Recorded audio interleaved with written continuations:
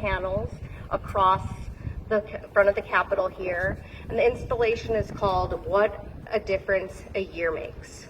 So the display includes writing and pictures from currently incarcerated people who are directly affected by this enhancement, along with over 100 other sentence enhancements. These are folks we've been in touch with and organizing with over the years, people who've been engaging to support the legislation, folks who want to know how to get relief. And we asked them to share a significant event they missed in the last year and the impact it had on their loved ones. One example is Javier Garcia. He is a 56-year-old man. He's incarcerated in the San Bernardino jail, and he has cancer. He writes, "I have served my time for my past mishaps, and my family and I are being torn apart because of this one-year enhancement. I just had grandkids on December 18th, 2018, and don't have a life expectancy of more than a year to be able to spend time with them." So Javier's story and many of the others that you'll see here today really illustrate why it's so vital that we pass SB 136. We got more submissions from people inside than we could ever have enough displays for.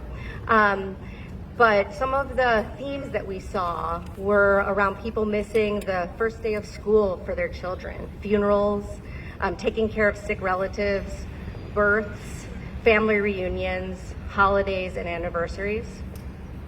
Imagine there are over 15,000 counts of this enhancement being served in California prisons right now. That's not including the people in jails. So imagine this entire downtown filled with significant events of all of those individuals that they've missed because of this one-year enhancement. Now, I have the pleasure of introducing we have a powerful lineup of speakers. Our champion, Senator Scott Wiener, our co-author, Assemblymember Ash Kalra, and the incredible Amber Rose Howard with Californians United for Responsible Budget. So first, I'd like to welcome up Senator Wiener, who's the author of the legislation and one of the key champions of criminal justice in California.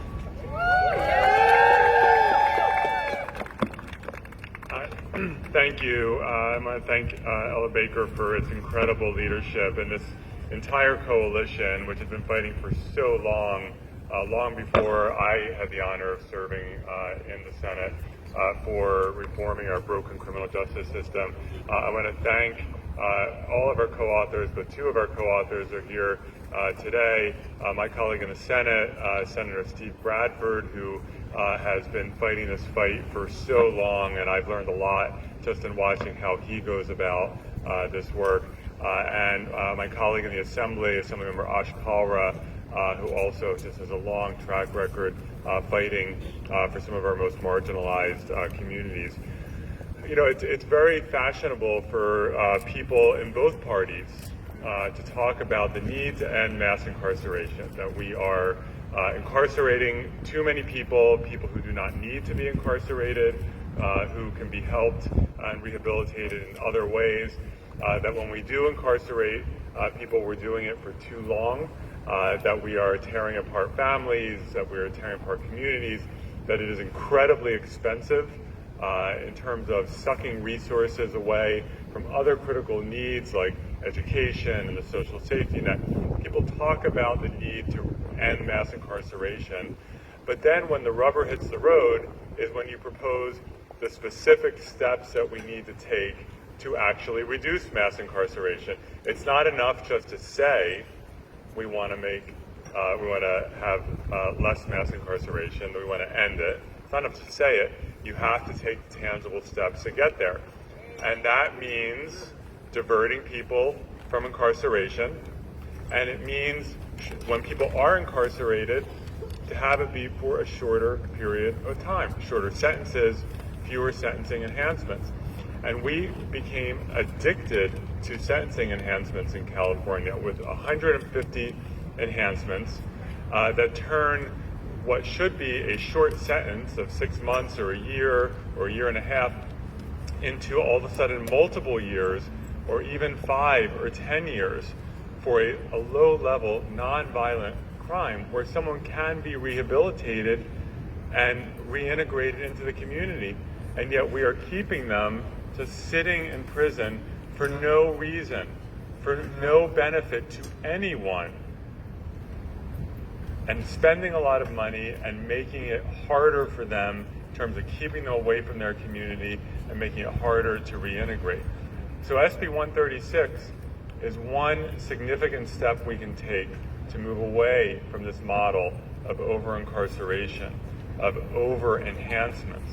This is the most common sentencing enhancement. And even though people may say, oh, it's only a year, well, you can see from this display and what you just heard, a year is a long time. A lot can happen in a year. It impacts people and their families. And we know that the people who are receiving this enhancement are not the extreme violent predators.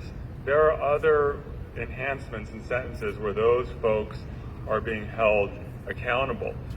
This enhancement is being applied to people who often do not even need to spend any time in prison, and certainly do not need to spend a long time. And we need to move away from these enhancements.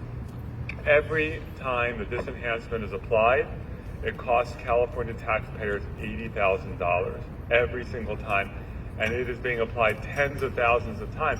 That is money that could be used to prevent increases in tuition at UC and CSU, that could be used to increase subsidies for childcare for working families, that could be used to help homeless people transition off of the streets and into housing, that could be used to rebuild our mental health and our addiction safety net here in California. That's what we should be using the money for, not for a useless sentencing enhancement that accomplishes nothing but does severe damage to communities. So that's what SB 136 is about. This is a hard bill. We barely got it out of the Senate. By the skin of our teeth, we got it out. And I want to thank all the other 20 senators, in addition to myself, 19 other than me and Senator Bradford, who helped get this out. And I want to thank publicly our pro tem, Senator Tony Atkins, who was actively involved in helping us get this passed to the Senate.